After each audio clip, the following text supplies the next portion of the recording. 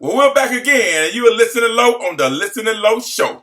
Like I said once, I'm going to say it again. 2 ears, 1 mouth. Because you never know what you might miss when you're listening low. Great week to start off with some very important expectation. The question is, when expectations derail you from your dreams, how do you get back on track? And that's what we're going to talk about today on the Listen Low Show, brought to you by Sweet Fire Production. Every week, we bring it to you, setting the platform, setting the stage, put in your life every single time. Something you can take with you in the morning and all through your journey, whether it's going to be in a career or a job, or going to be in sports, or going to be a mother, going to be a father.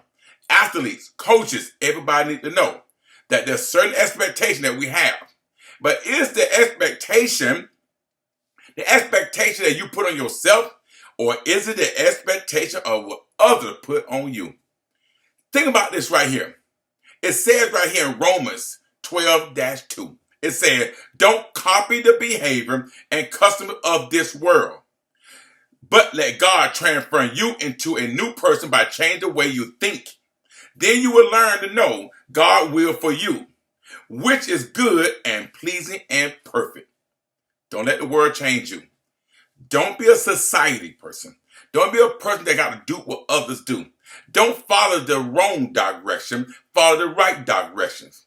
We still have to understand there still are morals in this world. The Bible says everything that what's going to happen. Question is, do you know what's going to happen? A lot of kids out there play sports, but a lot of times we don't know why they play sports. We don't know why they play football or volleyball or basketball. All we know is they play it, they good at it, they got height, they tall, they fast, they quick, they athletic, they smart. So we thinking like they need to do sports. But realistically, that may not be what they really want to do. They might be doing it just because you say they should. Everyone say put your kids in sports to learn how to be a team player and work together. But as you can see, that philosophy is starting to change. A lot of sports now becoming individual because they're paying athletes individually now as a person, but not as a team player. That's changing the game a lot. So we got to make sure we pay attention to our kids' body language, their characteristics, how they're really feeling. Talk to them. I don't know if you guys even remember Michael Westbrook was a very gifted wide receiver that played at Washington Redskins and Cincinnati Bengals back in the day. He did like 8 years in the NFL. All-American, University of Colorado, known as making dynamic catches, dynamic touchdown. I mean, one of the best guys in Colorado. Remember the time when they beat Michigan back in the day. Very successful career. He had succeeded on every single level and relatively young, at a young age of 30. Did great. But he really wanted to do something different. That's when he retired. He went to martial arts. We all know about that. This old school. You have to know what I'm talking about. I could look up Michael Westbrook. Why? Why did he change? Well, if you look at his book that he wrote after a football career, he stated that he really didn't like football. He just did it. Why did he do it? Why he took that time to play a sport that can hurt you, that can paralyze you, that can end your career? Why do that sport? You really want to do it. He did it. He said he did it because he felt like he needed to do it because it was expected of him. He felt like, football is the way out of the ghetto, way out of the hood, the way out, the way through to get the car to pay for free. That's how he felt. But that's where we made him feel. Society made athletes feel that way. That the only way an athlete supposed to get out and play football. That was the mindset. Because playing another sport, it wasn't a way out because you had to have money. In order to play volleyball and club volleyball at age 9, it's $2,500 just for the play, not even including your travel. Once you get up to 12, it goes up $3,500. By the time you're in high school, it's $4,600, $5,500. They play volleyball, baseball, basketball, soccer, them AAU sports. It's expensive because the coaches get paid. They're less scholarship. So you have to do what you have to do in order to get a D1 or just a college scholarship. Football at one point is very different.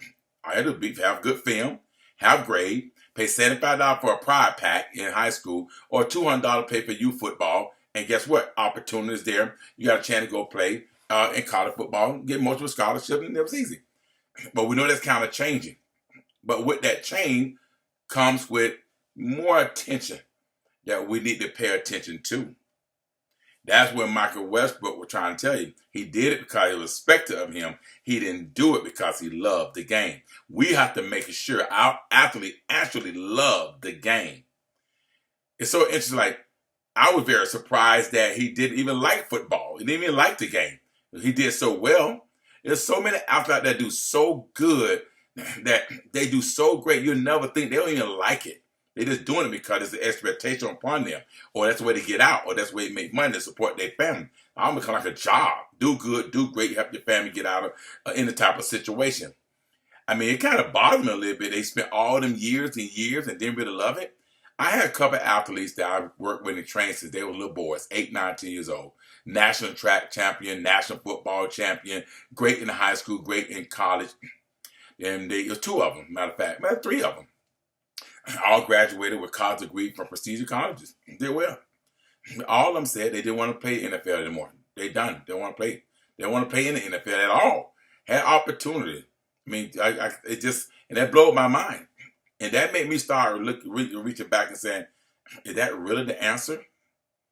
Is the NFL is really the only way out? Is that all they have? There's nothing else they can do to be successful? Nothing? Got to be something. You know, and being a coach, you can overlook these things. You know, you see the kids out there doing so good, but he got the talent, but they have to be a football player. Myron Rose said it best. You know, I love football. Yeah, it was a tool, but at the same time, you know, he wanted to go be a doctor. Jimmy Pruitt, one of the top pharmacists around, graduated from Presbyterian College. He decided not to play anymore in college and doing very well, very prestigious. Local kid, one of my athletes. So that woke me up and said, start talking to your athletes. Have a conversation with them.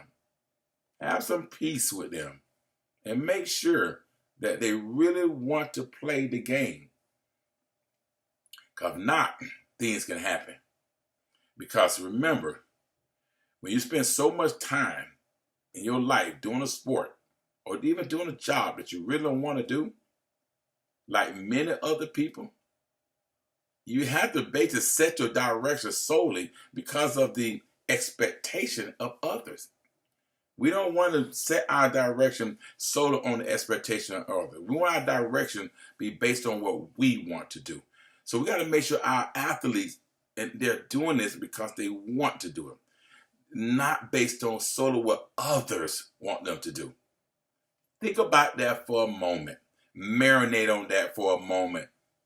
Yes, you see all of these jerseys and frames and the guys that went to NFL and all the accolades, but you also see a plaque with college degrees on it. We know that's a way, but what's happened after football? NFL is not going to change. They're not going to change their name for NFL, not for long. They're not going to change that. That's what they're going to say. So we have to still sit back and make sure this is the direction they really want to go so that they can be successful when they do get done. Or we show them a way when they're done with college, they got a degree, or they did a couple years, they have a place to go afterwards. And that's one of the biggest things I'm finding out too. A lot of athletes, you know, they're not going to make the NFL and they come home. They have no place. They have no position. They have nowhere to go. We as coaches, as parents, have to find a place. We have to help them. Going back to the high school, talking to the guidance counselor, going back to your alumni base at your college, going to your booster club, everything that you was part of, that networking system, it's more important when you graduate or you're done with college or NFL than anything. You have to keep that networking system going. I don't think you guys even know that a lot of time when kids are in elementary school, all they think about, when I grow up, I want to be a football player or a big entertainer. No one really talk about the little things. I remember one time when my youngest was in elementary school, and we was talking, a lot of children was in class, and I came up and spoke to the kids and talked about careers, because I do like 5 streams of income myself. And A lot of them was talking about how they plan on being a doctor. And some are talking about being an artist, gymnast, football player, president of the United States, police officer, fireman. They were talking about these different things, but we keep pushing them to one thing, especially boys that play football, that got the athleticism because they tall. I mean, a tall athlete can be walking down the hallway and the coach look at him and say, whoa, whoa, whoa, you want to play football? Instead of saying, hey, you want to be a doctor? You want to be an artist? You want to be a lawyer? You want to be a pharmacist? No one asked them questions. They look at the height, they look at the size, and the first thing they start focus on is the sport that can fit their size, their ability. They don't know if the kid can run or not. We have to not put them expectations on them anymore because times are definitely changing. It's that simple. So now what's starting to happen now is sometimes these are the children plans. But often they're really not the children plan, they're often the parents' plan. But as they get older, kids confess to no longer having those dreams. I mean, if they want to do it all, they will. If they were themselves, they'll be what they want to be. But they have learned to actually conform to the expectations around them, of those things that are going on around them. Many of us go through life trying to play the game or play a role expected of us by our parents, our spouses, or the culture itself. Let's talk about the culture. What is a culture nowadays? Is the culture to be all about you, all about yourself? Is the culture that focuses on just your kid? How many times a parent posts other kids and not just theirs? I remember a time back in, we always talked about all the kids. Now when you look at the social media, it's strictly about minds, not about no one else. And so now he become that way of it's all about him and no one else. But you can't live this world alone. You can't be in this world by yourself. It's more than just you. And no matter what, if you want your kid to focus on just him and nothing else, and don't be a team player, change his sport, change his profession. Let him just go be a doctor and just go be a doctor. Let him just go. Oh, you want to do sports? Play tennis. One person. You want to do a sport? Run track. One person. But he can't do a team sport if it's all about him. And if your expectation is for him to do that sport and nothing else, and that's all you're focused on, then you know what? You might need to check yourself too. Because we got to understand the role that we want might not be the role that he want or she want. I never forget when my daughter turned 16 years old, I said, do you still want to play volleyball? She said, yes.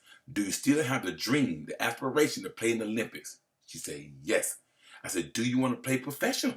She said, yes. I said, okay, now we'll keep on playing. Because at 16 is that turning point for volleyball. You know, that lets you know you're going to spend an additional $10,000, $15,000 trying to get a scholarship or not. Just think about the sport of volleyball itself and basketball. There's only so many scholarships. A lot of volleyball schools, but there's only so many scholarships. Can you imagine paying anywhere from $2,500 to $4,500 a year to do a sport, and only can get recruited from that sport and possibly not get a scholarship? I know a parent that spent $100,000 for their kid to do volleyball. That includes paying, travel, and lessons, and private school. $100,000. And they only got 1 year of scholarship. 3 years, they still got to pay. You know, got academic to help, but they got to pay a lot of money. So you got to make sure that you're pushing the right thing too when it comes to sports that don't give a whole lot of opportunity, a whole lot of scholarship. So be careful with that, parent. Be careful with that. I just want to put in your life on that one right there. Now listen, God put certain things in your heart, passion and dream, that others don't have it. The truth is, some childhood dream may prove to be unrealistic, but there's something in them that reflects God's fingerprints in your life. Something in them that reflects God's fingerprints in your life. Them fingerprints are unique to you. They are unique to you, and they shouldn't remain hidden. They shouldn't have to conform to other people's ways. other people's expectation to be quenched because someone have another plan for their life or your life or whatever case it might be.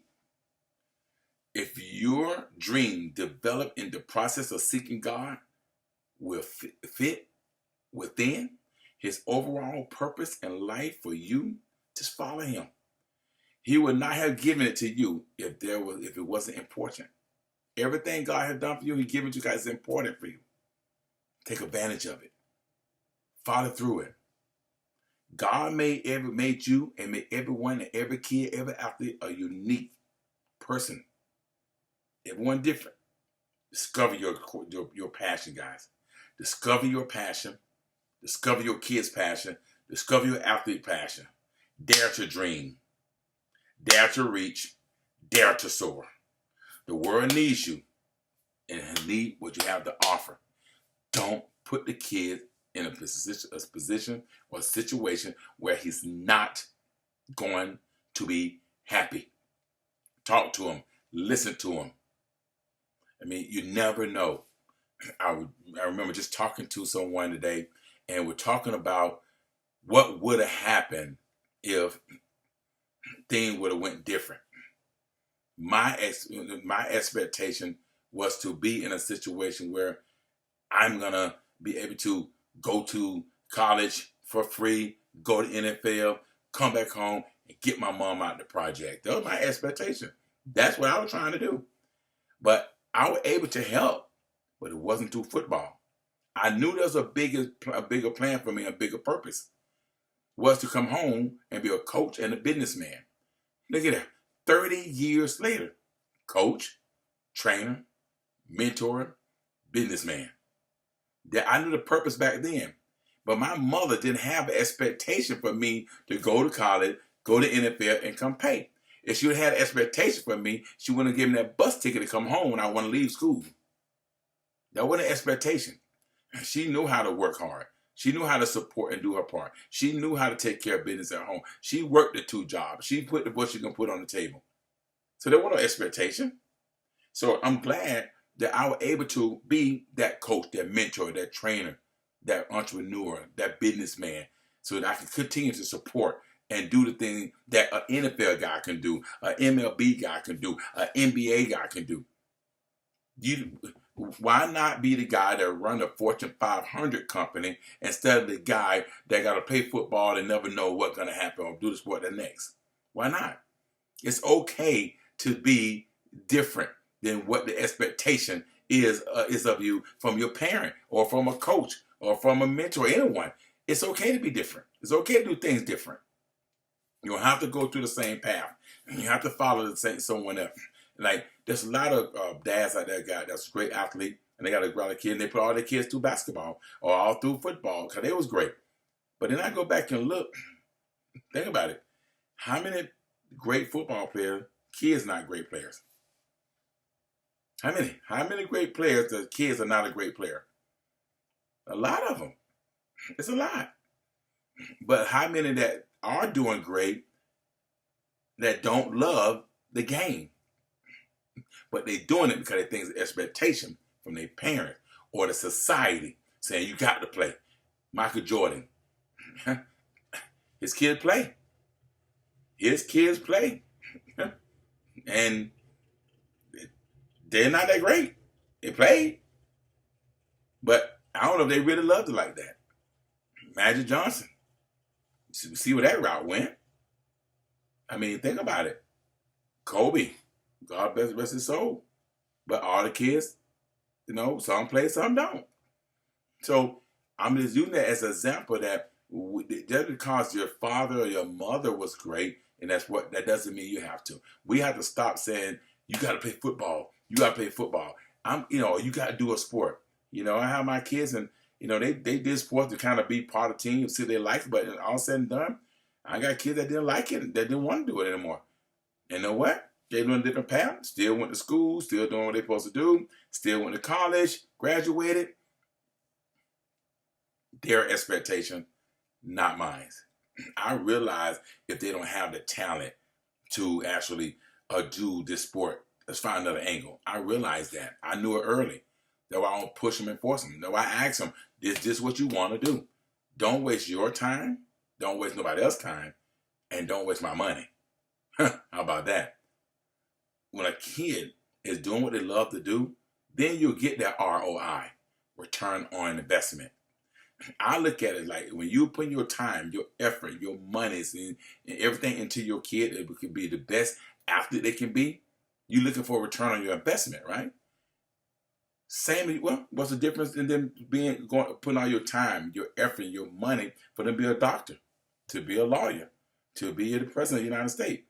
What's the difference? There's no different than getting an ROI, return on investment, as an athlete, as a businessman, or as a coach, or they can be a top coach making millions of dollars.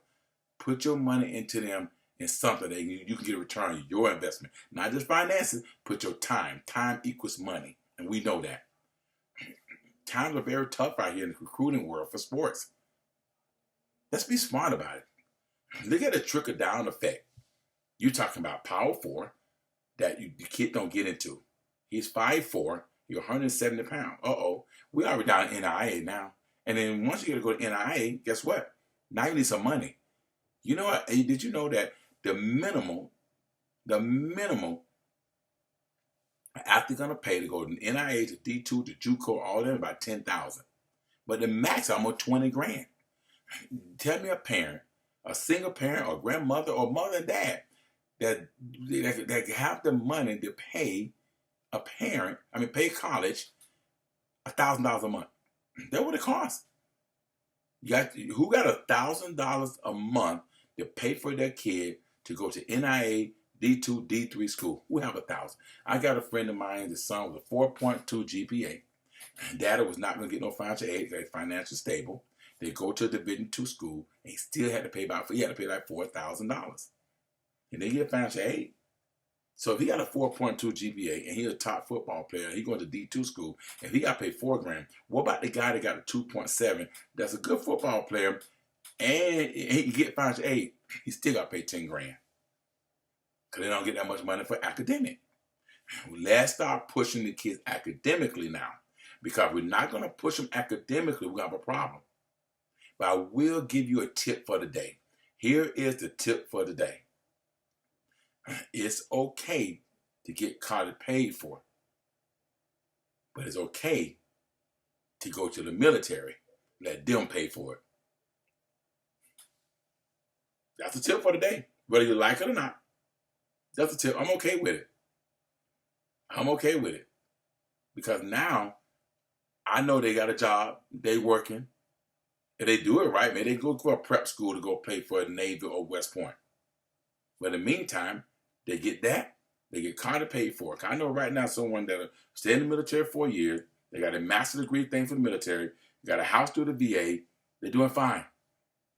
They haven't went to. They hadn't go crack. They ain't go fight nobody. So they ain't got that head problem like that now. But I'm just saying, find something at the problem that you don't have to go over there, whatever the case might be. I'm just throwing out there, guys. We have to open all options. We can't sit there and just lock it in, because what happened is, with the way things going to recruiting, the way things going on out there in coaching, and the way parents are pushing the kid to be videos at 6 years old, and he's the best kid, the best this, 6 years old, I don't know what he's gonna be when he grow up. He's 6. You're not letting him be a kid. Then I was laughing the other day because you're pushing him so hard to be the best, all the popularity. All this going on. Do he really want to go out there and run that football? Do he really want to go out there and do all these drills? Or he's 6 and want to just go play at Chuck E. Cheese? He's 6. You put all the expectation on him. He get popular. Everybody see what you're doing. They're pushing what you're doing. Then all of a sudden, you open up your world to the world. Don't open up your world to the world for a 6-year-old, 7-year-old, 8-year-old kid. Don't open your world up yet. Because if you got a kid at that age, that means you still in a different mindset. You're not 40, 50 years old. You're 20-something years old. You're 30 years old. And your mindset is what? Party. Have fun. Go out. Might be a single mother. Tattoos all over your body. Now you're over there on Facebook It's like, wait a minute. What just happened here? Open your world to kids, to your, by pushing that 6, 7, 8-year-old kid, you just open them to your real life world. Now the coach is saying, wow, look at that mother. Wow, look what they're doing. And what's a father? You open your world to your kid, 6, 7, 8, look at my boy, look at my boy. Then they look back and see your world that you actually a bad guy. A person that's not respecting their body. Tattoos all over you, smoking weed, you don't. Guys, let's be smart. I didn't want to point that out today. It was on my heart because I know for a fact that we have to not push so much on our athletes, and we have to make sure that their expectation is their expectation, not your expectation. Expect him to grow up to be a good husband, a good father, a good man, a good wife, a good mother, a good woman. Faith and family. Faith and family. Don't copy the behavior or custom of this world, but let God transform you into a new person by changing the way you think. Then you will learn to know God's will for you, which is good and pleasing and perfect. That's Romans 12:2 right there. God made you a unique person you are. Discover your passion. Discover and dare to dream, dare to reach, and dare to soar. The world needs you. Let them live their expectation.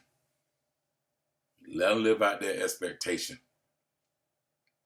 When they say they're done, they're done. They want to play no more, they want to play no more.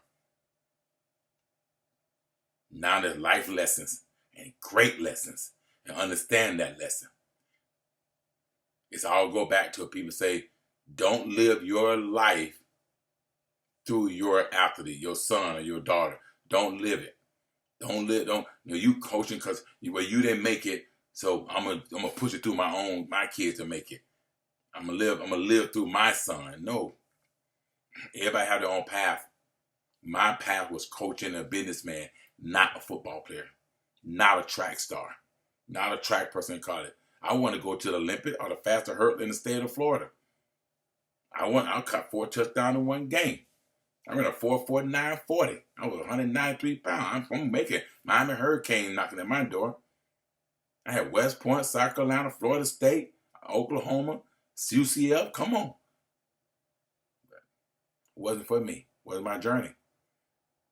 It wasn't my journey. What was my purpose in life? I knew my purpose. And I was able to live out my purpose because my mother did not have an expectation of me. Did not have an expectation of me. Did not. To help her get out. I was able to do it with my purpose in life from God. Marinate on that for a moment. This is your boy Low, and you listen to Low on the Listen Low Show. We'll be back every week. The platform has been set 2025. Brought to you by Sweet Fried Production. And I'm saying it once, I'm saying it again. It's 2 ears and 1 mouth. Share this. Share it. Sit down and let people listen to it. Understand it. Break it down to them. Apply it. Like it. Subscribe to it. It's Camp King. Camp King 1-2, Camp with a K. And we'll see you next week.